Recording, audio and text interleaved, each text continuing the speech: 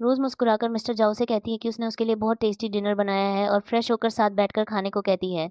वहीं जेनी प्यार से मिस्टर लुआ से कहती है कि उसने पूरा दिन उसे मिस किया और उसके लिए खास खाना बनाया है, जिस पर मिस्टर लुआ उसे उसका फेवरेट स्ट्रॉबेरी केक दिखाता है और केक देखते ही जेनी की आंखों में खुशी चमक उठती है। इसके बाद डाइनिंग एरिया में रोज़ और जेनी मिलकर दोनों को खाना सर्व करती हैं। खाना टेस्ट करते ही मिस्टर जाओ और मिस्टर लुआ को एहसास होता है कि स्वाद बिल्कुल अच्छा नहीं है, लेकिन फिर भी वे कुछ नहीं कहते और चुपचाप खाना खाते रहते हैं। और इसी दौरान रोज़ पूरे कॉन्फिडेंस के साथ मिस्टर जाओ से कहती है कि वह बहुत अच्छी कुक है। रोज़ और जेनी जब वाइन ऑफ़र करती हैं तो कुछ ही देर में मिस्टर जाओ और मिस्टर लुआ बेहोश होने का नाटक करने लगते हैं। ये देखकर दोनों को लगता है कि उनका प्लान काम कर गया है। लेकिन तभी मिस्टर जाओ अचानक आँख खोलकर ठंडे लहजे में कहता है कि क्या सच में तुम्हें लगा कि इतनी सी ड्रिंक से हम बेहोश हो जाएँगे? हम तो बस एक्टिंग कर रहे थे।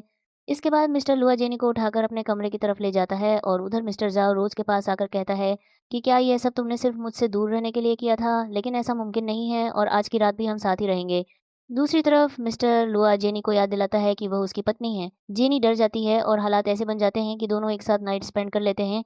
अगली सुबह रोज़ और जेनी मिलती हैं तो उनके चेहरे से साफ दिखता है कि एक बार फिर उनका प्लान फ़ेल हो गया है और अब वे पहले से ज़्यादा फँसी हुई हैं।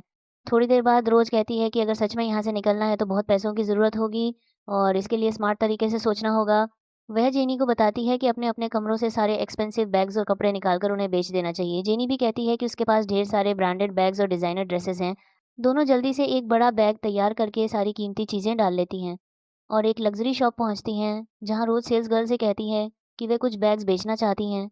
सेल्स गर्ल उन्हें वीआईपी एरिया में बैठने को कहती है। वहाँ जेनी उदास होकर कहती है कि ये बैग्स बहुत अच्छे थे, लेकिन रोज़ उसे समझाती है कि जब वे अपनी असली दुनिया में लौट जाएँगी तो इससे भी बेहतर चीज़ें खरीदेंगी। तभी वहाँ लिली आ जाती है जो मिस्टर जाओ और मिस्टर लुआ की असली बहन होती है और ताने मारते हुए कहती है कि उसके भाई पागल हो गए हैं, जो तुम जैसी लड़कियों से शादी कर ली। इस पर रोज़ शांत लेकिन कॉन्फिडेंट आवाज़ में जवाब देती है कि तुम्हें हमें नीचा दिखाने का कोई हक नहीं है। शादी करने की इच्छा तुम्हारे भाइयों की थी, हमने उन्हें फॉलो नहीं किया था। अगर कोई सवाल है तो उनसे जाकर पूछो। लिली गुस्से में धमकी देती है कि वह सब कुछ अपने भाइयों को बता देगी और वे दोनों को घर से निकाल देंगे। लेकिन रोज़ बिना डरे कहती है कि ऐसा कुछ नहीं होगा क्योंकि तुम्हारे भाई हमसे बहुत प्यार करते हैं और तुम चाहे जितनी कोशिश कर लो हमारा कुछ नहीं बिगाड़ पाओगी।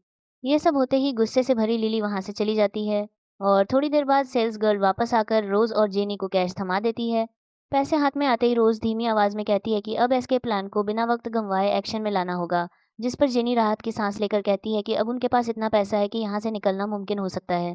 लेकिन दूसरी तरफ लिली तुरंत मिस्टर लुआ को कॉल करके शिकायत करती है कि उसने मॉल में उनकी वाइफ्स को देखा और रोज़ ने उसकी बेइज्जती की। इसी बीच घर में मेड्स जेनी के लिए ढेर सारे नए ब्रांडेड बैग्स ले आती हैं, जिन्हें देखकर जेनी शॉक हो जाती है। तभी मिस्टर जाओ भी वहाँ पहुँचकर रोज़ से कहता है कि अगर उसे पैसों की ज़रूरत थी तो सीधे उससे माँग सकती थी। अपने बैग बेचने की कोई ज़रूरत नहीं थी। साथ ही वह यह भी बता देता है कि कुछ दिनों बाद उसे उसके साथ उसके पेरेंट्स के घर जाना होगा। उधर नेक्स्ट सीन में जेनी मिस्टर लुआ के साथ अपने मायके पहुँचती है, जहाँ उसका स्टेप ब्रदर उसे देखकर ताने मारता है और साफ कह देता है कि उन्होंने उसे बुलाया नहीं था। लेकिन जेनी शांत रहकर कहती है कि उसे उससे अकेले में ज़रूरी बात करनी है। वह उसे एक खाली कमरे में ले जाती है, जहाँ उसका भाई गुस्से में उसे डराने की कोशिश करता है।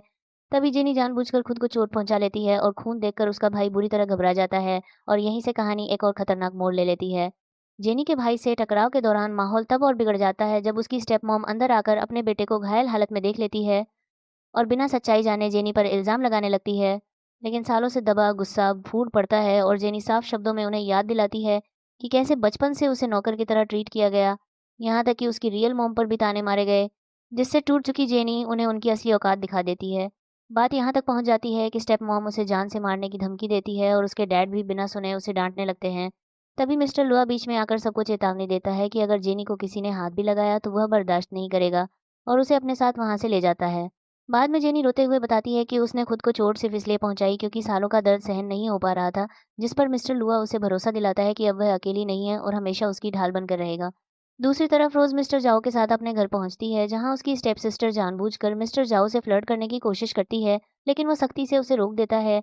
इसके बाद रोज अपने ग्रैंडपा से मिलती है, जो उसे देखकर बेहद खुश हो जाते हैं और बताते हैं कि कैसे बचपन में वह खो गई थी और गांव में पली बड़ी, इसलिए अब वो पूरी दुनिया के सामने उसे अपनी पोती के तौर पर इंट्रोड्यूस करना चाहते हैं और एक ग्रैंड पार्टी रखने का ऐलान करते हैं। लेकिन तभी रोज़ का डैड बीच में आकर उसे नीचा दिखाने की कोशिश करता है और कहता है कि गाँव से आई रोज़ में कोई मैनर्स नहीं है, जिससे साफ हो जाता है कि रोज़ की घर वापसी भी उतनी ही खतरनाक और दर्दनाक होने वाली है, जितनी जेनी की। हाइस के बाद रोज़ के डैड साफ शब्दों में कहते हैं कि वह लीजा को ही अपनी बेटी मानते हैं और उसके लिए